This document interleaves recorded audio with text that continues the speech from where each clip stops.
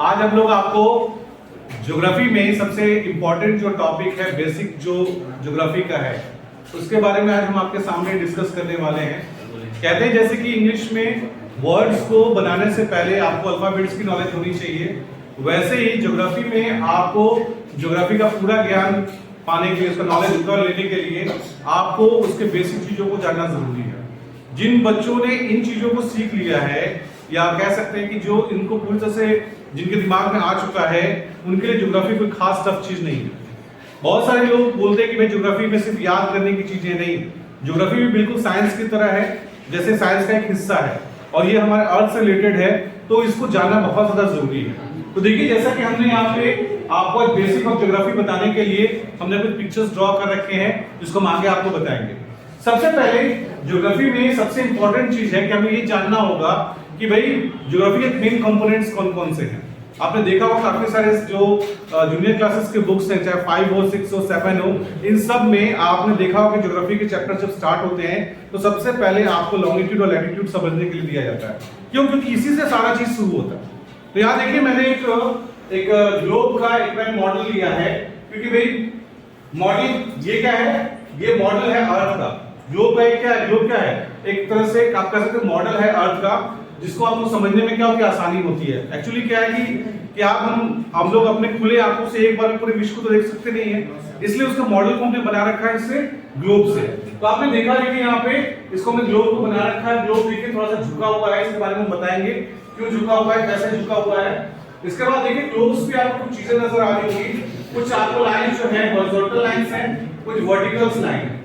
जो horizontal line है उसको हम लोग बोलते हैं लैटिट्यूड यानी अक्षांश, और जो वर्टिकल लाइंस है वो हमारे हैं क्या चीज, देशांतर, जिसको हम लॉन्गिट्यूड बोलते हैं। अब आते हैं बच्चों कि ये कितना झुका हुआ है। तो आपने देखा होगा कि काफी सारे लोगों ने बोला क्या भाई अर्थ अपने एक्सिस पे 23.5 डिग्री झुका हुआ है। वो बताया गया, लेकिन कैसे? अब जरा गौर कीजिएगा, इसको हम पहले आधा का पार्ट लेते हैं ताकि आपको समझने में आसान हो कि सर कैसे डिग्री निकाला जाता है। उसके बाद देखिए हम इसको यहाँ पे 90 डिग्री कर दे रहे हैं, और ये हमारा जो लाइन है, ठीक है, ये देखिए। अब अपने आप कंपास से यूज करके देखिएगा, तो जब इसको आप यहाँ पे इस पॉइंट पर रखिएगा तो ये जो एरिया है ये है 23.5 डिग्री। कितना है? 23.5 डिग्री। तो अगर आपसे पूछे कि भाई अर्थ अपने एक्सिस पे कितना झुका हुआ है, तो आप बोलेंगे 23.5 डिग्री। लेकिन वही ऑर्बिटल प्लेन की बात की जाए तो ये है 66.5। तो यानी ऑर्बिटल प्लेन पे अगर पूछा जाएगा तो आपको बोलना है कि भाई हमारा जो ग्लोब है वो 66, हमारा जो अर्थ है सॉरी, वो 66.5 डिग्री क्या है, झुका हुआ है। तो इससे भी कई बार क्वेश्चन पूछ चुका है कि अर्थ अपने एक्सिस पे कितना झुका हुआ है, अर्थ अपने ऑर्बिटल प्लेन पे कितना झुका हुआ है। कभी-कभी एग्जाम में बच्चे गलतियां कर देते हैं, ऑर्बिटल प्लेन पूछता है और आप एक्सिस को मार देते हैं। ऐसा नहीं, आपको ध्यान रखना होगा कि एक्सिस पे कितना है 23.5 और ऑर्बिटल प्लेन पे कितना है 66.5 डिग्री। ये तो हमने ग्लोब के सॉरी अर्थ के झुकाव के बारे में बताया। अब यहाँ पे देखिए ग्लोब पे हमने कुछ लाइंस ड्रॉ कर रखे हैं, वो क्या है? तो देखिए मैंने पहले ही बोला है कि जितने भी हॉरिजॉन्टल लाइंस हैं उनको हम लैटिट्यूड बोलते हैं, और जो वर्टिकल लाइंस है उसको हम क्या बोलते हैं, लॉन्गिट्यूड बोलते हैं। तो देखिए इसका डेफिनेशन क्या है कि लैटिट्यूड एंड इमेजिनरी लाइन, ये काल्पनिक रेखा है, moving from west to east horizontally. तो देखिए यहाँ पे मैं ड्रॉ कर रहा हूं, ये देख रहे हैं आप, ये हमारा ईस्ट है, ये हमारा वेस्ट है। तो जो लाइंस वेस्ट से ईस्ट की तरफ देखिए तिरछी जा रही हैं, इन लाइंस को हम क्या बोलते हैं, लैटिट्यूड बोलते हैं। क्या बोलते हैं? लैटिट्यूड। अब देखिए भाई लैटिट्यूड की कुल संख्या कितनी है, ये भी क्वेश्चन पूछता है। तो देखिए यहाँ पे गौर कीजिएगा, पहले हम पोल्स कर लेते हैं। यहाँ हमारा साउथ पोल है, यहाँ हमारा क्या है, नॉर्थ पोल। अगर हम सारी रेखाओं को ड्रॉ करेंगे तो अर्थ पे कुछ दिखेगा ही, ग्लोब पे कुछ दिखेगा ही। तो इसलिए हमने क्या किया है, 10 डिग्रीज को लिया है। तो देखिए लैटिट्यूड में सबसे इंपॉर्टेंट लैटिट्यूड जो होता है बच्चों, वो होता है इक्वेटर, जो ठीक क्या है, ग्लोब के बीचों बीच है। कितने डिग्री पे? 0 डिग्री पे, ठीक है। ये देखिए वर्ल्ड को दो हिस्सों में बांट दे रहा है। ये देखिए जो हिस्सा देखिए इक्वेटर से नॉर्थ की तरफ है, ये देखिए नॉर्थ की तरफ वाला हिस्सा, इसको हम लोग बोलते हैं नॉर्दर्न हेमिस्फीयर। क्या बोलते हैं? नॉर्दर्न हेमिस्फीयर, ठीक है, नॉर्दर्न हेमिस्फीयर। और जो इक्वेटर से साउथ की तरफ है, जो साउदर्न साइड में है, इसको हम लोग बोलते हैं साउदर्न हेमिस्फीयर। साउदर्न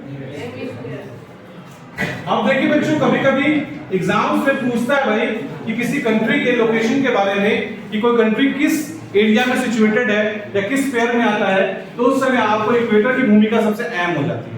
इक्वेटर के बेसिस पे आप निकाल पाते हैं कि वो उत्तरी गोलार्ध में है कि दक्षिणी गोलार्ध में, तो है ना इंपॉर्टेंट ये।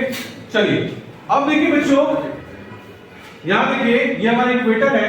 इक्वेटर से जब हम इस दिशा में जाएंगे तो ये हमारा नॉर्थ कहलाएगा, ठीक है, और इक्वेटर से जब इस दिशा में जाएंगे तो ये क्या कहलाएगा, साउथ। तो इसमें हम पूरे लाइंस को डिनोट नहीं कर सकते हैं, इसलिए हमने 10 डिग्री लिया है। कितना लिया है? तो देखिए ड्रॉ करते हैं हम।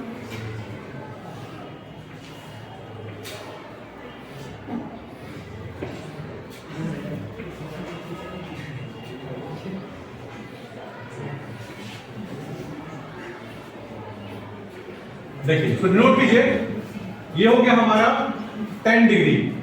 हम किस दिशा में जाएंगे इक्वेटर से? नॉर्थ में, तो पूरा 10 degree north, 20 degree north, 30 degree north, 40 degree north, 50 degree north, 60 degree north, 70 degree north, 80 degree north, और यहाँ देखिए ये तो खुद का खुद 90 डिग्री नॉर्थ है। देखिए गौर करके 90 डिग्री बन रहा है ना, ठीक है। उसी तरह से इक्वेटर से जैसे हम साउथ की तरफ आएंगे तो कैसा होगा?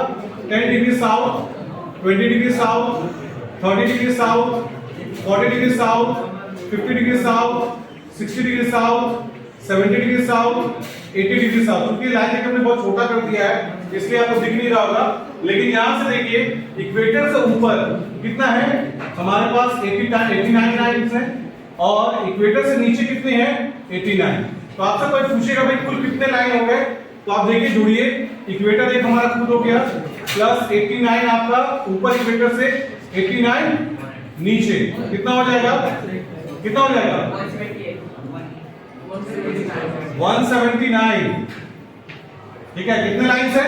179। याद रहेगा, कोई पूछे टोटल लैटिट्यूड्स कितने हैं तो आप बोल सकते हैं 179। अब इसके बाद देखिए बच्चों, इक्वेटर भी है ना 178 और इक्वेटर एक 179 हो गया ना। अब देखिए बच्चों, इंपॉर्टेंट कुछ लैटिट्यूड्स हैं जिनको आपको जानना जरूरी है। देखिए सबसे इंपॉर्टेंट लैटिट्यूड हम पहले बता चुके हैं, वो कौन सा है? इक्वेटर है। कितना पे है? 0 डिग्री पे। इसके बाद ये नॉर्थ पोल और ये हमारा साउथ पोल। तो ठीक इक्वेटर से ऊपर देखिए 23.5 डिग्री यानी 23.5 डिग्री नॉर्थ पे ये हमारा है tropic of cancer. Tropic of cancer, ठीक है। और ठीक वैसा ही साउदर्न हेमिस्फीयर में 23.5 डिग्री साउथ पे ट्रॉपिक ऑफ कैप्रिकॉर्न। उसके बाद देखिए 66.5 डिग्री नॉर्थ पे आर्कटिक सर्कल और 66.5 डिग्री साउथ पे अंटार्कटिक सर्कल। अब देखिए बच्चों, इस इंपॉर्टेंट जो क्या कहते हैं, जो इंपॉर्टेंट आपके पास क्या है, ये जो लैटिट्यूड्स, इसकी भूमिका क्या है। तो देखिए जब आगे से करके चैप्टर्स आप पढ़ेंगे तो उसमें क्लाइमेटिक कंडीशंस को जानने में ये बड़ा इंपॉर्टेंट है। क्योंकि भाई ये देखिए आप कि जैसे जैसे हम अलग अलग जो मतलब इंपॉर्टेंट लैटिट्यूड्स के ऊपर नीचे जाएंगे वहां पे क्लाइमेटिक चेंज होता है। तो ये आगे पढ़ना है, जो हम क्लाइमेट के चैप्टर पढ़ाएंगे उसमें आएगा, लेकिन इसकी क्या भूमिका सबसे अहम है। अब आते हैं बच्चों देशांतर के बारे में, दैट मींस लॉन्गिट्यूड के बारे में। तो आप देखिए क्या है कि an imaginary line moving from north to south vertically, यानी तिरछी। यहां देखिए ड्रॉ कर रहे हैं, ये हमारा नॉर्थ पोल है और ये हमारा साउथ पोल। ये क्या बोला गया कि भाई जो लाइंस क्या है नॉर्थ से साउथ की तरफ, ये देखिए ये हमारा क्या है, दीज आर कॉल्ड लॉन्गिट्यूड। क्या बोलते हैं इसको हम? लॉन्गिट्यूड। अब देखिए जिस तरह से लैटिट्यूड में इंपॉर्टेंट इक्वेटर था, वैसे ही लॉन्गिट्यूड में भी इंपॉर्टेंट है। कौन सा लाइन इंपॉर्टेंट है? तो इसमें सबसे इंपॉर्टेंट लाइन जो है वो है प्राइम मेरिडियन। कौन है? हम इसको पीएम से डिनोट कर रहे हैं 0 डिग्री, है ना। ये नॉर्थ पोल और ये साउथ पोल। अब देखिए प्राइम मेरिडियन से हम इस दिशा में जाएंगे तो ये ईस्ट कहलाएगा, ठीक है, और इधर जाएंगे वेस्ट। तो देखिए प्राइम मेरिडियन भी क्या करता है बच्चों? प्राइम मेरिडियन भी वर्ल्ड को 2 हिस्सों में बांट देता है। जो ईस्ट की तरफ है ये हमारा बन जाता है ईस्टर्न हेमिस्फीयर। क्या बन जाता है? ईस्टर्न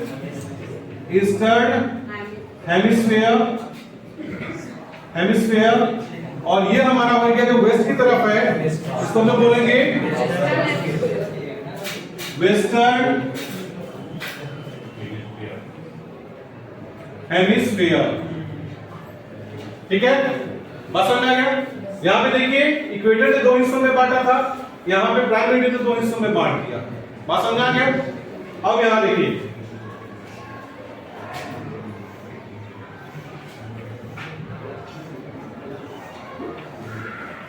देखिए यहां पे हम 10 डिग्री लेंगे। हम किस दिशा में जा रहे हैं? ईस्ट में। 20 degree east, 30 degree east, 40 degree east, यानी ऐसे करते करते 179 डिग्री ईस्ट तक। ठीक है, उसी तरह से इधर देखिए 10 degree west, 20 degree, 30 degree west, 40 degree west, ऐसे करते करते 179 डिग्री वेस्ट। ठीक है, अब इधर से देखिए 180 वाला लाइन, उधर से भी 180 वाला लाइन जो है वो कॉमन लाइन क्या है? वो ईस्ट में भी है और वेस्ट में भी, दोनों का कॉमन लाइन है जो ठीक इसके पीछे है। यहाँ पे है 180 डिग्री ईस्ट और वेस्ट, इसको हम लोग बोलते हैं इंटरनेशनल डेट लाइन। तो हमने भी आपको बताया था कि आपको आगे इसमें इसके लैटिट्यूड की मदद से हम क्लाइमेटिक कंडीशन को जान पाते हैं, लॉन्गिट्यूड की मदद से हम लोग किसी जगह का टाइम जोन के बारे में जान पाते हैं, टाइम को निकालना है। तो दोनों का इंपॉर्टेंस काफी ज्यादा क्या है? इंपॉर्टेंट। अब देखिए लॉन्गिट्यूड में इंपॉर्टेंट कौन सा है? पहला तो हो गया भाई प्राइम मेरिडियन कितना डिग्री पे है? 0 डिग्री पे। और ठीक इसके विपरीत यहाँ पे पीछे जो है 180 डिग्री ईस्ट और वेस्ट। मैंने पहले ही बोला है 180 वाला लाइन जो है कॉमन है, ईस्ट से भी 180 हो जाता है, उधर से भी। तो ये कितना हो गया देखो बच्चों, इसको क्या बोलते हैं? आईडीएल, यानी इंटरनेशनल डेट लाइन। ठीक है बच्चों, तो ये दो इंपॉर्टेंट है। अब आते हैं बच्चों कि टोटल कितना हो गया, कितने लॉन्गिट्यूड की संख्या। यहां देखिए बच्चों 179 plus 179 plus IDL plus prime meridian, यानी टोटल कितना हो गया? टोटल हो गया 360। ठीक है, कितना है? तो टोटल लैटिट्यूड कितने हैं? 179, टोटल लॉन्गिट्यूड कितना है? 360। समझ में आ गया? ये बेसिक चीज है, जिसको ये पता होगा समझ में आ जाएगा।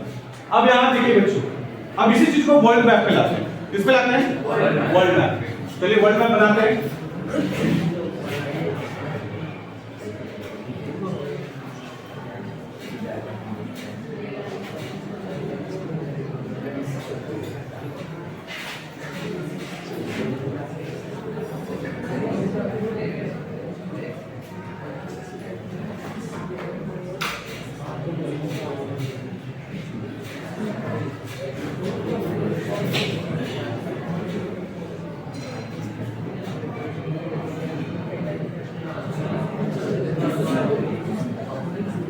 ये वर्ल्ड मैप बन गया,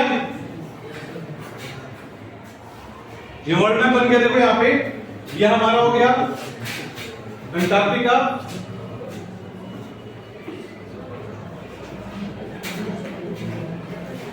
देखिए भाई हमने हाथों से बनाया है। अब खान सर की तरह हमारे पास तो भाई इलेक्ट्रॉनिक कोड है नहीं, हाथ से बना के दिखाएंगे ना, तो थोड़ा हो सकता है कि ऊपर नीचे हो। ठीक है, आप लोग इसमें एडजस्ट कर समझना है।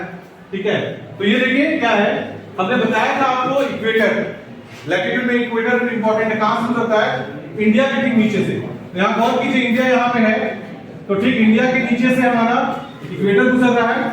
ठीक है, अब उस हिसाब से देखा जाए तो ये नॉर्दर्न हेमिस्फीयर हो गया, ये क्या हो गया? Southern hemisphere. ठीक है, और प्राइम मेरिडियन कहां से गुजर रहा है? तो लंदन के पास से। यहां देखिए इसको हम डिनोट कर रहे हैं, तो ये देखिए ये हो गया हमारा ईस्टर्न हेमिस्फीयर, ये हो गया वेस्टर्न हेमिस्फीयर। लेकिन बच्चों इन चार के अलावा भी तो हमारे पास कुछ कार्डिनल डायरेक्शंस हैं। ये हो गया ईस्ट, ये हो गया वेस्ट, ये हो गया नॉर्थ और ये हो गया साउथ। तो देखिए चार दिशाओं के अलावा भी हमारे पास दिशाएं हैं, cardinal direction, corner to corner, यानी नॉर्थ ईस्ट के बीच में नॉर्थ ईस्ट, नॉर्थ और वेस्ट के बीच में नॉर्थ वेस्ट, साउथ और वेस्ट के बीच में साउथ वेस्ट, और साउथ और ईस्ट के बीच में साउथ ईस्ट। अब ठीक इसी डायरेक्शन मीटर को हम क्या करते हैं, यहां लेकर आते हैं। ठीक है, अगर आपसे कोई पूछे भाई इंडिया कहां है, तो गौर कीजिए इंडिया यहां पे है, तो इंडिया किस डायरेक्शन में हो गया भाई, तो ये हो गया आपको नॉर्थ ईस्ट में। ठीक है, उसी तरह से पूछे नॉर्थ अमेरिका किधर है, तो ये हो जाएगा नॉर्थ वेस्ट में, इधर कुछ है ही नहीं। ऑस्ट्रेलिया पूछे हो जाएगा साउथ ईस्ट में, ये हो गया साउथ वेस्ट में। ठीक है, तो इस तरह से बच्चों हम लोग क्या है टाइम्स को सॉरी लोकेशन को पता कर पाएंगे कि कौन सा कंटिनेंट कहां है। ठीक है, तो यही था आज का बेसिक नॉलेज के लिए, बेसिक चीज था, आप लोगों को समझ में आया होगा। काफी इंपॉर्टेंट टॉपिक है, काफी सारे ऑब्जेक्टिव्स जो हैं वो इसी से आते हैं। तो आप सबसे रिक्वेस्ट है कि इन सब चीजों को नोट डाउन करिए, और आपको पीडीएफ और नोट्स चाहिए तो मैंने पहले भी बताया है कि हमारे टेलीग्राम चैनल पे जाइए, फ्री ऑफ कॉस्ट में आपको वहां पे पीडीएफ मिल जाएगा, और उस पीडीएफ का उपयोग आप कर सकते हैं। बेसिकली ये समझ में आ गया, तो आज के लिए इतना ही। Thank you, have a nice day.